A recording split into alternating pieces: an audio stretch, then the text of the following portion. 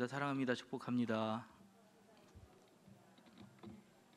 네, 한 번 더 인사할게요. 함께 예배드리게 되어 기쁩니다. 저는 오늘은 믿음의 분량에 따른 마땅한 생각이라는 제목을 가지고 말씀을 좀 나누고자 합니다. 여러분 종교 아시죠? 종교? 예, 종교가 뭐죠? 종교 아시니까 여러분들 그 종교란에 기독교라고 쓰시는 거잖아요.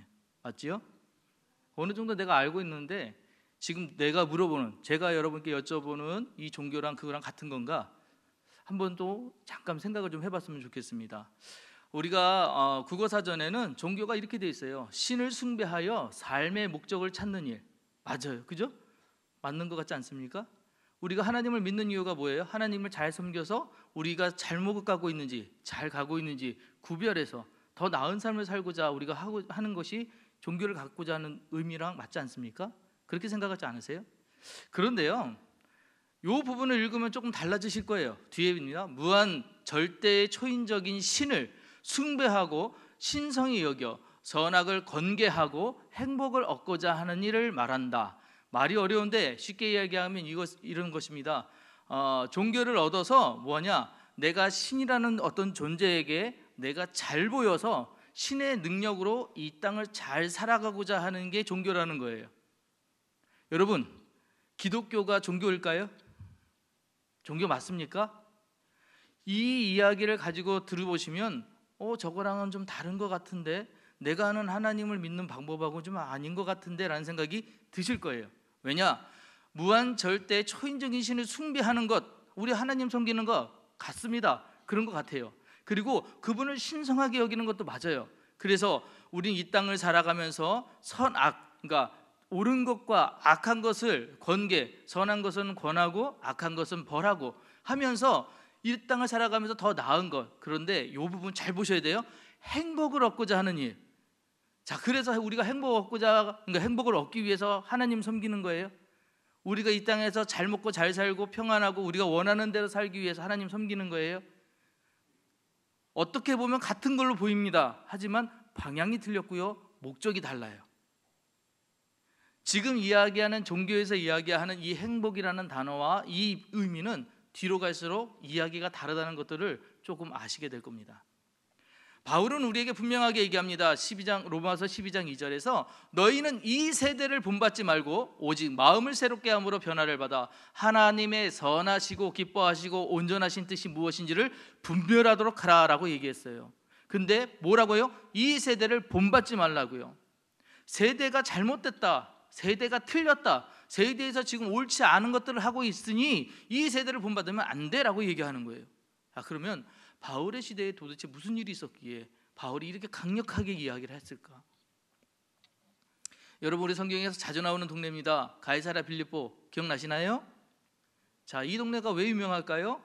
이 동네에는 예수님께서 이렇게 이야기하셨잖아요. 너희는 나를 누구나 하느냐고 물어봤던 동네가 바로 이 동네입니다. 그럼 예수님이 왜 그렇게 물어보셨느냐? 이 동네에 여러 신들을 모시는 신전이 있었어요. 그래서 여기는 신들의 박물관이라고 얘기할 정도로 엄청나게 많은 신들을 섬기는 그런 도시였습니다. 자, 저것이 1세기, 기원전 1세기에 이제 그 도시를 복원시켜 놓은 복원도예요. 저렇게 보시면 잘 모르시겠지만 저게 다 신전들입니다. 여기 신전 안엔 글씨가 잘 안 보이네요. 신전 안엔 4개 이상의 신전이 있고요. 그 다음에 그 신에 관련된 주변의 뜰들이 있고요. 또 그 역할을 하는 광장들이 있습니다. 그래서 여기는 전부 다 신과 관련된 동네예요.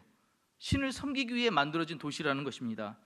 그때 당시에도 지금도 관광객들이 많이 가긴 하지만 그때 당시에 저 신전에 신에게 모시기 위해서 얼마나 많은 재물들을 끌고 갔으며 얼마나 많은 사람들이 저기를 방문했을까요? 그죠? 많은 사람들이 저기를 방문했고, 그러다가 보니까 사람들이 많은 곳, 그리고 우상들이 부글부글한 도시가 바로 저 가이사랴 빌립보였다는 것이죠. 자, 그런데요, 그렇게 컸던 가이사랴 빌립보, 그렇게 많은 사람들이 왕래했던 가이사랴 빌립보가 지금은 어떻게 돼 있느냐? 이렇게 그냥 모양만 남았습니다. 아무것도 없어요. 다 없어지고 그냥 구멍이에요. 저 구멍이 동굴이래요. 근데 그냥 아무것도 없어요. 그냥 동굴입니다. 저 사진을 잘 보시면 여러분 아시는 분이 나올 수도 있어요. 누군지 아실 수도 있습니다. 예, 맞히시는 분은 네, 감사드립니다. 자, 이렇게요. 저 아까 신전 보여드렸을 때 이렇게 큰 건물들이 있었고 화려했던 도시에 지금은 이렇게 그냥 모양만 남았어요. 자, 그리고 그 터가 이렇습니다. 죄송합니다.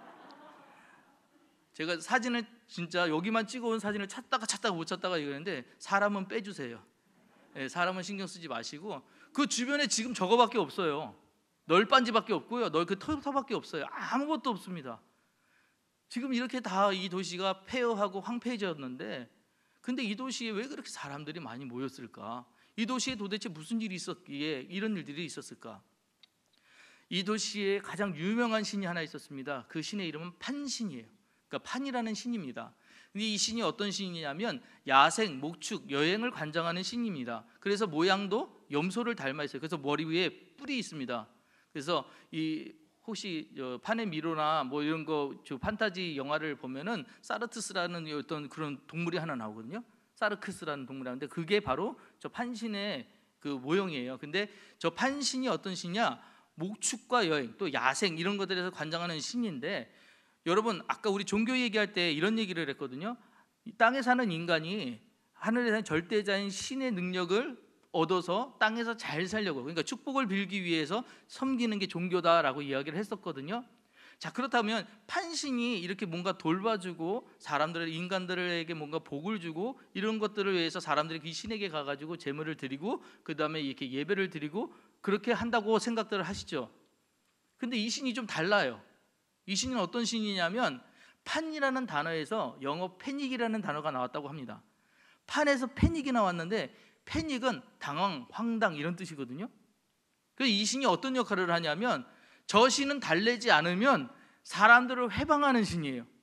저 신은 너도 잘한다 괜찮아 이렇게 해주지 않으면 사람들을 힘들게 하고 당황하게 하고 방황스럽게 하고 이렇게 만드는 신이에요. 그래서 이 신을 달래야 돼. 신을 달래는 유일한 방법이 뭐냐? 신에게 제물을 바치는 거였습니다. 그래서 가장 자기가 가지고 있는 최고의 것을 들여서 이 신을 달래면 이 신이 안 괴롭힌다고 생각한 거예요. 뭔가 다르죠? 우리가 하나님을 섬기는 방법과 이들이 신을 섬기는 방법들이 달라요. 신을 잘 섬기고 신에게 뭔가 아양을 떨고 신에게 뭔가 내가 그를 위로한다면 신이 나에게 복을 주기도 하지만 또 나를 해코지도 안 한다고 생각하는 거예요. 그게 신이라는 존재였다는 것입니다. 인신공양이라고 들어보셨습니까? 자, 이런 신에게 드리는 제물들이 이제 누구는 소를 드리고 누구는 돼지를 드리고 누구는 염소를 드리고 뭐 하여튼 여러 가지들 다 드렸을 거 아닙니까? 근데 그것들이 그냥 드렸냐? 아니요. 자신이 최고의 것, 자신이 가지고 있는 최고의 것을 드렸어요. 최선의 것들을 준비해서 드렸단 말이죠. 자, 그러다가 보니까 원시적 종교에서 제사를 지냄에 있어서 귀한 제물을 바칠수록 신이 기뻐하고 더 큰 은혜를 내린다는 인식이 보편적이었기 때문에 이 얘기가 중요합니다. 자, 원시 종교일수록 제사를 지냄에 있어서 귀한 제물을 바치고 야 이거 정말 내가 소중하게 준 거 이거 구하느라고 너무 애썼어 한 그런 것들을 드릴수록 신이 기뻐한다고 생각한 거예요. 내가 수고하고 애쓸수록. 그리고 그것들이 보편적이었대요. 모든 사람 생각이 그래 고생을 저렇게 했으니까 하나님이 복 주실 거야 신이 복을 줄 거야 이거가 일맥상통하는 그런 비슷한 모습이 있었던 것이죠. 자, 그런데 이렇기에 대부분 지역에서 중요한 제사일수록 제물의 최고급 소, 말 등 자신들이 가진 것 중에 가장 귀한 가축을 신에게 산 제물로 두둑히 바쳤는데 누군가 여기 중요합니다. 누군가 귀한 가축보다도 더 귀한 인간을 제물로 바치면 더 큰 은총을 받을 거 아니야라고 생각을 한 거예요. 누군가 이런 생각을 한 겁니다. 그래도 아님이라고 어찌 보면 당연한 발상을 하면서 시작된 것으로 그렇게 추정을 하는데 문제는 뭐냐? 이럴 것이다라고 생각하는데 진짜 이렇게 했다는 게 문제죠. 사람을 바쳤어요. 바칠 것도 최고의 것을 바쳐야지 하다가 보면 결국 뭐까지 바쳤냐? 사람까지 바쳤어요. 이게 신이 정말 기뻐하는 일이었을까요? 그 신은 도대체 어떤 신이기에 누군가의 생명을 빼앗아가면서 그에게 복을 내려줄까요? 사람들 생각은 근데 이게 귀하니까 그 신이 받아줄 거라고 생각한 거예요. 그럼 그 사람은 왜 그 바치는 사람 때문에 희생을 해야 되는 걸까요? 이 모든 생각들이 다 이기적인 이 인간의 안에서부터 시작된 종교라는 것들을 인해서 복받겠다고 하는 그 생각에서 비롯된 것이죠. 그러면서 무엇을 바치기 시작했느냐? 이제 그 마을에서 최고로 이쁜 사람, 최고로 고운 사람, 최고로 깨끗한 사람을 찾기 시작했어요. 그래서 처녀를 찾습니다. 처녀는 정말 귀한 재물이었어요. 이 재물을 갖다가 판신에게 바치는데 그 바치는 방법이 어떠느냐? 자, 이 여인들을 추려서 그 중에서 한 명이 뽑힐 거 아닙니까? 자, 그러니까 지금 혹시 여러분들 미스 코리아 뭐 이런 것들을 하시는 거 아시죠? 그 어원이 예전에는 이렇게 선발하는, 재물을 선발하는 이런 일들에서 비롯됐다고 해요. 자, 그런데 어떻게 됐든 간에 이런 선발 과정을 통해서 한 여인이 뽑혔습니다. 그럼 이 여인은 재물이 되는데, 그렇게 해서 뽑힌 이 여인을 어떻게 하느냐? 이 재물을 바쳐야 되잖아요. 자, 바치는데 이 판신에게 바치는 방법입니다. 다른 신들에게도 비슷한 방법을 했겠지만 이렇게 했답니다. 언덕 위에 올라서 제일 높은 곳에서 이 여인을 떨어뜨려요. 밀어서 떨어뜨립니다. 그래서 떨어지면은 바닥에 떨어져서 사람이 위에서 떨어졌으니 어떻게 될까요? 터져 죽겠죠. 죄송합니다. 네, 좀 상상을 하지 마시고 그냥 이해해 주세요. 터져서 죽겠죠. 자, 그럼 피가 튈 겁니다. 그죠? 피가 튀면 안 받았다고 생각했대요. 신이 안 받았다. 판신이 이거를 거절하는구나. 그래서 떨어져서 피가 안 튈 때까지 여인들을 계속 던진 거예요. 피가 안 튈 때까지 여인들을 계속 던지니까 여인들이 떨어지다 보면 시체가 밑에 쌓일 거 아닙니까? 그러다가 마지막 어떤 시체는 그냥 죽었긴 했지만 피가 터지지 않고 그냥 죽은 시체가 있는 거예요. 그러면 드디어 받았다라고 하면서 그때부터 축제가 시작이 된답니다. 그때부터 음란한 일들이 시작이 되고 향락이 시작이 되고 그렇게 해서 제사를 드렸다고 합니다. 이게 세상에서 이야기하던, 지금 아까 얘기했죠, 보편적인 제사를 드리는 방법이었다는 거예요. 당시에 1세기에 바울이 살던 그 시대에 제사를 드릴 때 사람을 바쳐도 이렇게 바쳐서 정말 신만 기쁘게 할 수 있다면 이래도 된다라고 생각했던 게 보편적인 생각이었다는 것이죠. 이런 제사를 드리는 이곳에 바울이 지금 이야기하는 게 뭐냐? 틀렸어. 너희가 믿는 하나님은 절대 그런 분 아니야. 우리 하나님은 절대자 중에 절대자신 우리 하나님은 누군가의 생명을 빼앗아 그렇게 하시는 분이 아니야 라고 얘기해요. 사람들은 이것을 마땅하다고 얘기했다니까요. 이게 당연하냐, 보편적인 일이야 라고 생각을 했지만 아니었어요. 예수님께서 가이사랴 빌립보에서 분명히 물어보셨습니다. 너희는 나를 누구라 하느냐? 왜 그곳에서 물어보셨다고요? 가이사랴 빌립보의 이 여러 신들 중에 너희들이 믿는 그들 신들 중에 나도 그들 중에 하나냐 라고 물어보신 거예요. 그랬다면 예수님 정말 실망하셨을 거예요. 왜냐? 그 신에게 바치기 위해서 또 누군가는 희생하고 최고의 것을 드리기 위해 누군가는 또 이렇게 경쟁을 하기 시작할 것이고, 예수님의 바란 건 그것이 아니었던 거예요. 우리 주님이 바랐던 건 그것이 아니었던 것이죠. 그래서 너희는 나를 누구라 했을 때 최고의 대답 우리 알지 않습니까? 베드로가 했잖아요. 너는 주는 그리스도시요 살아계신 하나님의 아들이십니다. 그 고백하면에 주님이 얼마나 기뻐하셨는지 우리 알 수 있잖아요. 예수님이 누구인지 아는 삶, 예수님이 원하셨던 건 바로 그거예요. 자, 우리 예수님은 무언가를 바쳐서 우리 주님은 무언가를 바쳐서 너 최고의 것을 정말 내게 가져와, 그럼 내가 복 줄게, 그런 하나님 아니세요. 그런 주님 아니세요. 우린 주님은 나라는 저 작은 인간이 그 길을 감에 있어서 주님 믿고 잘 가기를 원하시는 그분이 바로 우리 하나님이시라는 거예요. 우리 예수님이시라는 거죠. 우리 예수님은 뭔가 바라지 않으세요. 우리 예수님은 뭔가 원하지 않으세요. 단 하나 원하십니다. 그 마음을 원하세요. 너 진실하냐? 너 진짜 나를 사랑하냐? 너 진짜 그 안에 정직하냐? 이거 하나 물어보시는 거예요. 그리고 우리 가는 그 길에 앞서가셔서 이끌어 주시기도 하지만 늘 뒤에서 그 길을 잘 가고 있는지, 그 길 옳은 길인지 이렇게 비춰주고 계시다는 거예요. 그게 우리 주님이세요. 이런 예수님이 누군지 아는 삶이, 그것이 어떤 재물을 드릴 것이냐, 어떻게 살아갈 것이냐보다 훨씬 더 중요한 것이라는 거죠. 이것이 마땅한 믿음이 가져야 될 정말 우리의 모습이고 삶의 자세라는 것입니다. 주님은 나의 최고봉이라는 책을 쓰신 분이 있습니다. 오스왈드 챔버스라는 분이신데요, My utmost for his highest 이라는 말인데, 이 말 자체가 여러분 굉장히 은혜가 되는 말이에요. 주님은 나의 최고봉입니다. 등산 좋아하세요? 전 싫어해요. 군 생활을 산에서 하다가 보니까 설악산만 보면은 치가 떨려요. 산 올라가는 거 정말 싫어하는데, 자, 근데 그 얘기 하자는 게 아니고요.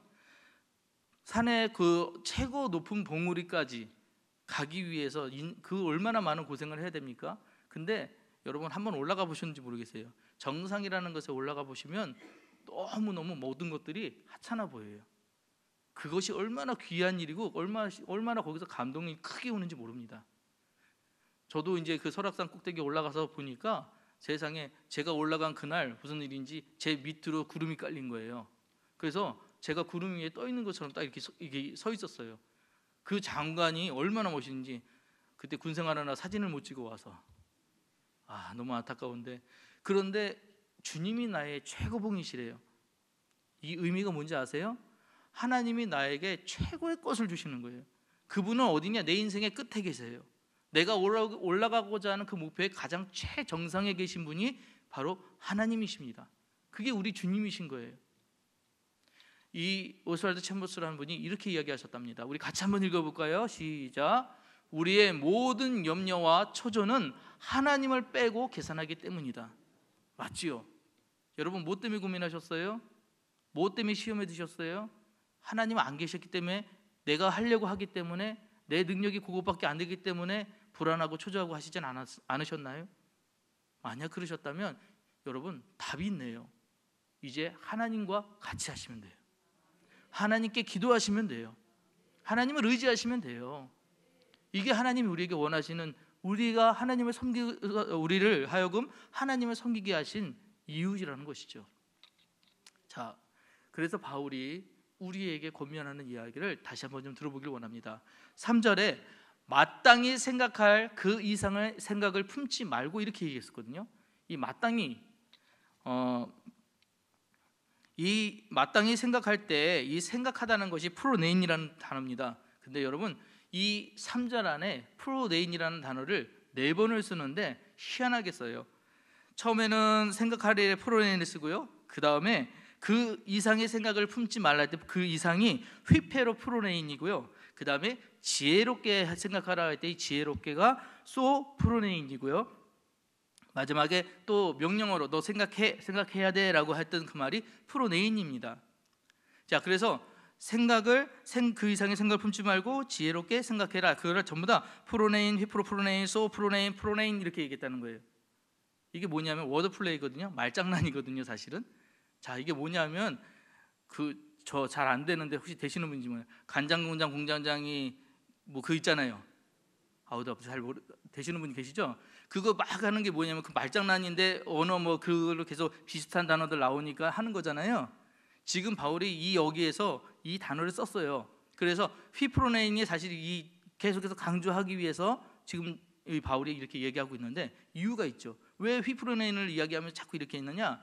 이게 생각이라는 단어인데, 너 생각해야 돼, 생각해서 생각하고 이런 식으로 계속 생각을 계속 강조를 하는 이유가 넘치는 생각을 갖게 하지 않기 위해서예요. 지금 이렇게 강조한 이유가 뭐냐면, 너 그 생각이라는 거 지금 하고 있는 거, 그 생각 맞는 생각이야? 그 생각 진짜야? 그 생각은 이렇게 해야 돼 라고 하는 것들을 가리키기 위해서 생각이라는 단어를 자꾸 강조하기 위해서 휘프로네인 이 말을 하기 위해서, 또 소프로네인 이 이야기하기 위해서 이 단어를 계속해서 반복했다는 것이죠. 그런데 그 이유가 넘치는 생각을 갖지 말라는 거예요. 분에 맞게, 자리에 맞게, 지금 우리 위치에 맞게 생각해야 된다는 것을 이야기한 것이죠. 그래서 오늘 우리에게 바울이 권면하는 것은 뭐냐면 믿음의 분량이라는 단어를 썼어요. 여러분, 생각주머니라는 거 들어보셨나요?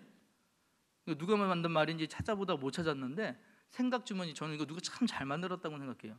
사람마다 똑같은 사람들인데 생각주머니가 다 다르더라고요. 그죠? 자녀를 길러보셔서 알겠지만 자녀도요, 이 생각주머니가 달라요. 3학년짜리 생각주머니하고 6학년짜리 생각주머니하고 진짜 달라요. 왜 그렇게 다른지 모르겠어. 그래서 달라요. 그래서 정말 양보 이런 거 할 땐 큰 주머니 있는 애가 사실은 퍼지기도 해요. 작은 주머니는 당연한 줄 알아요. 왜 이렇게 다른가? 참, 근데 이 생각주머니가요, 이 단어가 참 우리 모든 사람들에게 다 다르다는 게 이게 참 신기한 것 같아요. 생각주머니가 다르기 때문에 우리에게 바울이 뭐라고 얘기하냐면 소프로네인 이렇게 얘기해요. 지혜롭게 생각해라. 너 네 주머니는 지금 작아. 네 주머니는 지금 커. 네 주머니는 요만해. 네 주머니는 이만해. 자, 그러니까 소프로네인, 그 안에 어떻게 담을 것인지 잘 생각해야 돼. 어떤 사람은 욕심이 많아서 담을 때 막 넘치도록 담겠죠. 어떤 사람은 나 저거 필요 없어 하고 작게도 담겠죠. 주머니의 차이보다 어떻게 담을 것이냐, 무엇을 담을 것이냐, 그리고 이걸 어떻게 사용할 것이냐의 차이도 있습니다. 그런데 바울이 그래서 뭐라고 얘기하면 지혜롭게 생각해라고 얘기했어요. 지혜롭다는 건 뭡니까? 가장 현명하게, 가장 내가 그것을 잘 쓸 수 있게 생각하라는 거잖아요. 여러분 그러면 이 주머니가 작으니까 난 작은 차를 살 거야 이렇게 하라는 건가요? 아니에요. 바울은 지금 네가 담을 수 있는 주머니가 작잖아. 그러면 소프로네인, 지혜를 가지고 더 큰 주머니를 준비해야지. 너 지금 주머니가 너무 커. 그 생각을 네가 담기엔 너무 크잖아. 그러면 소프로네인, 너 이제 생각을 다시 해서 이 주머니를 좀 줄여야지 라고 하면서 각자의 마땅한 것들을 찾으라고 이야기하고 있는 거예요. 그리고 이 소프로네인의 단어에 어떤 것이 있냐면 여기에 긍휼 이런 단어가 또 들어가 있어요. 의미가.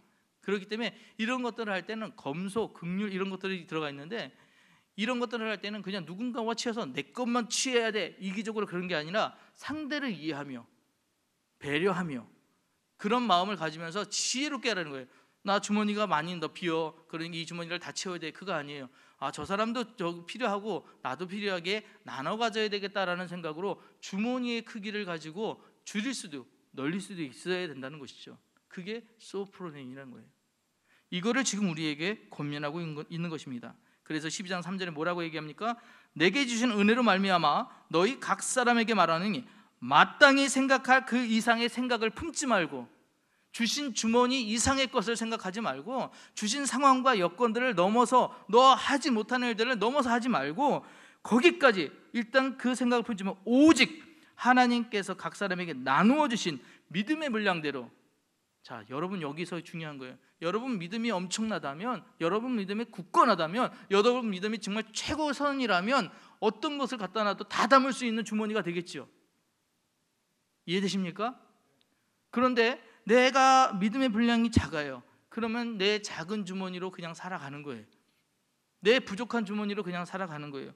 그래서 믿음의 분량대로 아직 크지 않았지만, 아직 확실하지 않지만, 아직 제대로도 아니지만 너 자라날 수 있어. 확실할 수 있어. 너 그렇게 될 수 있어. 뭐에? 믿음의 분량이 채워지면.